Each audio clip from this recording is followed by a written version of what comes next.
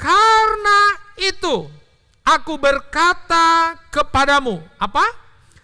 Janganlah khawatir akan apa? Hidupmu.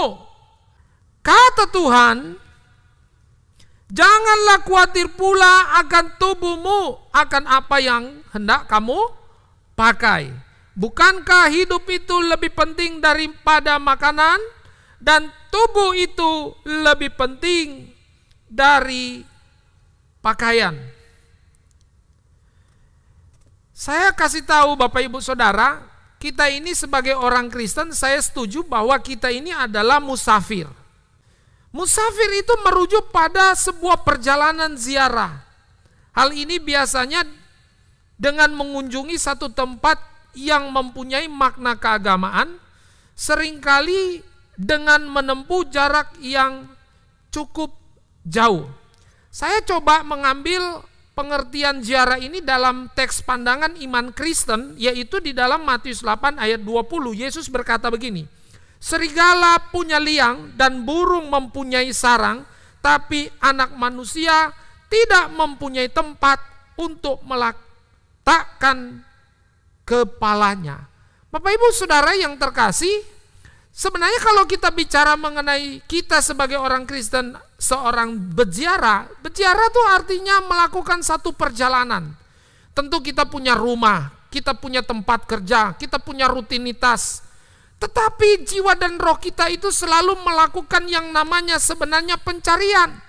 Sepanjang kehidupan kita, selama kita hidup di atas muka bumi ini, kita bagaikan musafir, artinya terus melakukan pencarian. Pencarian apa Bapak Ibu Saudara? Pencarian kerajaan Allah. Pencarian di sini bukan hanya sekali-kali saja, tetapi mencari secara terus-menerus sampai menemukan kerajaan Allah yang utuh dan lengkap dan penuh di dalam kehidupan kita, sehingga kita bisa mengerti secara komprehensif dan lengkap apa yang dimaksud itu dengan kerajaan Allah. Kadang-kadang orang langsung mempersempit makna daripada kerajaan Allah. Kerajaan Allah dari bahasa Inggris the kingdom of God. Kingdom itu kan bicara mengenai wilayah, king dan domain. King raja, domain wilayah. Tapi kingdom itu bukan bicara sebuah wilayah, bukan bicara peta geografis. Kingdom itu tidak selalu berbicara mengenai kita di bumi nanti masuk surga, tinggal di sana enak nyaman. Bukan seperti itu sebenarnya makna yang sedang dijelaskan oleh Yesus Kristus. Orang kalau namanya kerja ya di dunia sekuler ya, untuk mencari uang, itu kerjanya betul-betul dan sungguh-sungguh loh. Sungguh-sungguh tuh betul-betul mendedikasikan seluruh apa yang dimilikinya. Dia datang dengan pagi hari, dia karena disiplin kerja ya, dia bekerja dengan baik, dia punya skill, dia kembangkan kompetensi. Demikian juga dengan perusahaannya. Perusahaan apalagi dia punya saham di dalam ya, dia investasi di sana, dia seorang komisaris. Dia akan berpikir keras untuk bagaimana mengembangkan pekerjaan-pekerjaan itu semakin baik. Maksud saya begini loh. Kalau kita didorong oleh rasa kekhawatiran untuk mencukupi segala sesuatu, lalu kita bekerja memaksimalkan kondisi sampai taruh pulang malam, lalu kemudian kita punya perusahaan, kita kerja dengan baik, dengan maksimal. Kenapa untuk kerajaan Allah kita tidak melakukannya dengan sungguh-sungguh? Kenapa kita tidak maksimal mencari Dia dengan segenap hati dan segenap jiwa? Makanya Tuhan bilang yang paling penting kita sebagai seorang musafir untuk mencari kerajaan Allah dengan baik sampai menemukan. Kalau kita lihat di PowerPoint ya, kerajaan imam dalam PL. Jadi kalau kita mau memahami kerajaan Allah, apa itu kerajaan Allah dalam perjanjian baru, kita mesti mundur memahami apa itu kerajaan Allah di dalam perjanjian lama. Dalam perjanjian lama, kerajaan Allah disebut dengan kerajaan imam. Kerajaan imam ini tidak dapat dilepaskan dari dua konteks yang melekatkan atau yang melatar belakangi konsep tersebut atau konsep ini, yaitu bicara kerajaan Allah di perjanjian lama, bicara mengenai harta milik kesayangan Allah, yaitu umatnya. Umatnya sebagai harta milik kesayangannya, dan sekaligus umatnya tersebut adalah umat yang menjadi bangsa yang kudus. Menjadi bangsa yang suci di hadapan Allah. Kudus tidak selalu bicara mengenai hanya moral saja. Kudus itu bicara mengenai paradigma berpikir harus berbasis pada firman Allah. Kudus itu berarti kita membrainstorming, pikiran dan hati kita harus berpusat kepada Allah. Jadi bukan hanya tubuh kita yang menjadi milik Allah menurut perjanjian lama, tetapi jiwa dan pikiran kita harus terarah kepada Dia. Inilah perjanjian yang ada di dalam perjanjian lama. Kita bisa buka di Keluaran 19 ayat 4 sampai 6 dan Ulangan 17 ayat 14 sampai 20. Nah, atas dasar ini maka Allah mendirikan kerajaannya di tengah-tengah Israel. Bukan untuk membentuk satu dinasti monarki eksklusif, ya, yang paling jaya, yang paling hebat, paling kuat di antara bangsa-bangsa, paling superior, ya, paling menonjol dan tidak dapat ditandingi oleh bangsa-bangsa lain yang ada di sekitarnya. Tetapi poin utama perjanjian di dalam kerajaan Allah itu adalah bicara mengenai bangsa Israel menjadi milik kesayangan Allah yang harus berjalan dalam kekudusannya. Itu covenant utama yang ada di dalam perjanjian lama. Nah, seringkali di dalam perjanjian lama, kejayaan satu bangsa selalu diukur dari berapa banyak kuda yang dimiliki. Tetapi di hadapan Allah, bicara tentang kejayaan dan kemuliaan di hadapan Allah bukan banyaknya kuda. Satu bangsa yang memiliki tentara dan pasukan yang banyak, bukan itu gambaran bicara mengenai kingdom di dalam perjanjian lama. Bahkan dibilang jangan banyak istri, karena Daud, Salomo, ya, jangan banyak istri dan jangan banyak emas dan perak, karena itu bisa meruntuhkan esensi, makna, orientasi dan mengancam keberadaan eksistensi kerajaan Allah. Kerajaan Allah artinya terjadi pemutusan hubungan. Yang tadinya mereka adalah milik kesayangan Allah, hidup dalam kesucian dan kekudusan, tapi karena material tersebut membuat iman mereka luntur dan terpisah. Nah, jadi ini yang menjadi ancaman bagi menjadi peringatan bagi bangsa Israel. Supaya kamu jangan banyak kuda yang menjadi penonjolan dalam kesuksesan kejayaan bangsamu. Jangan banyak istri. Salomo walaupun dia memiliki hikmat, tapi sebenarnya dalam hal ini dia tidak berhikmat. Kenapa? Ketika dia banyak istri, persoalan utamanya bukan persoalan moral. Kawin campur itu membuat dia berpaling daripada Allah dan menyembah berhala. Jadi imannya bisa luntur oleh akibat kawin silang yang tidak sesuai dengan imannya, membuat konsep keberimanannya jadi runtuh. Jadi dari pembahasan ini saya simpulkan bahwa kerajaan Allah dalam perjanjian lama merupakan panggilan imamat bagi Israel masuk dalam ketaatan mutlak, masuk dalam kesetiaan, ketaatan kepada Allah dan menjadi contoh dan role model bagi bangsa-bangsa. Itulah makna kerajaan Allah di dalam perjanjian lama. Saya cepat. Masuk pada perjanjian baru, Yesus datang untuk memberitakan kerajaan Allah sudah dekat. Sayangnya pada masa Yesus, cita-cita kerajaan ini ya mengalami penyimpangan, berbelok. Berbelok itu karena muncul berbagai kalangan saat itu menafsirkan kerajaan Allah untuk kepentingannya kelompok masing-masing.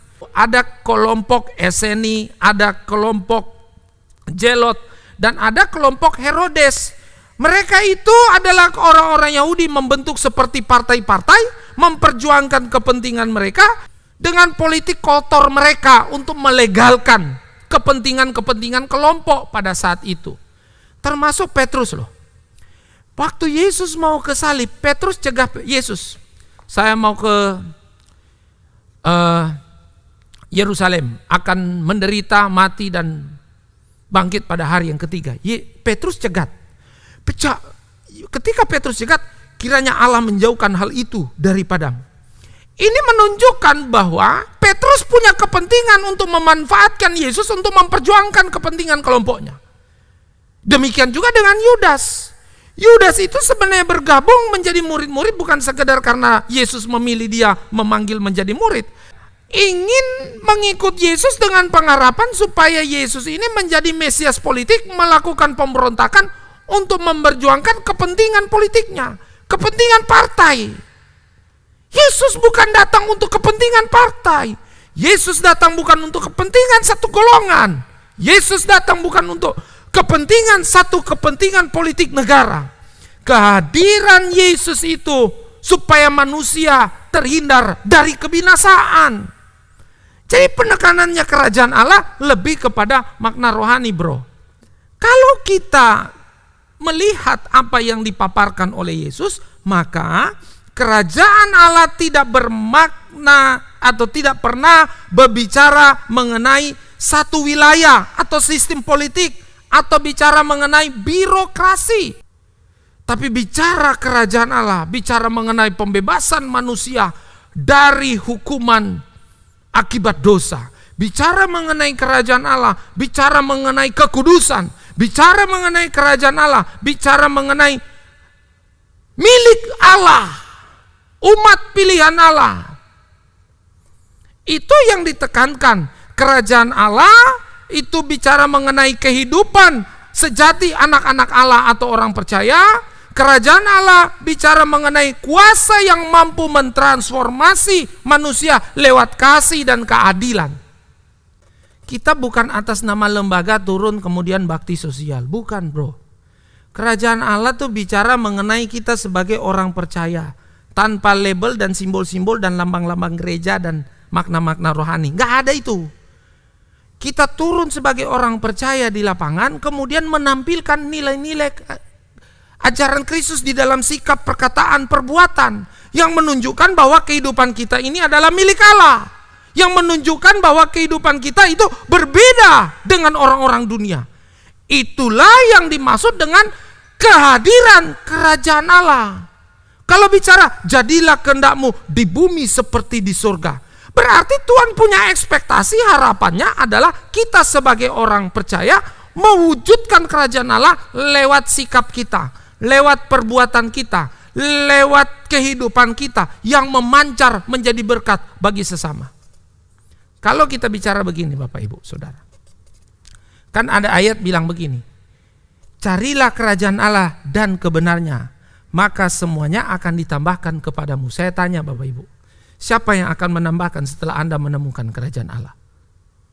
Maksudnya materi. Kalau kamu sudah cari Tuhan, pergi ke gereja gitu ya, pergi ke gereja, terus pulang, aku udah cari Tuhan, kok kenapa Tuhan enggak datangkan berkat sama saya?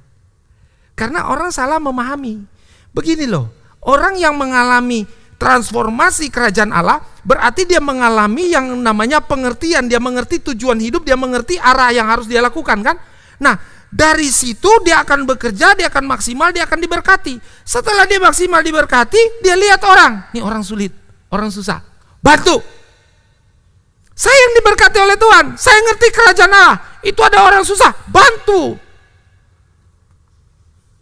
Jangan semakin you dekat dengan Tuhan, you semakin pelit. Semakin you dekat sama Tuhan, lu jadi hitung-hitungan.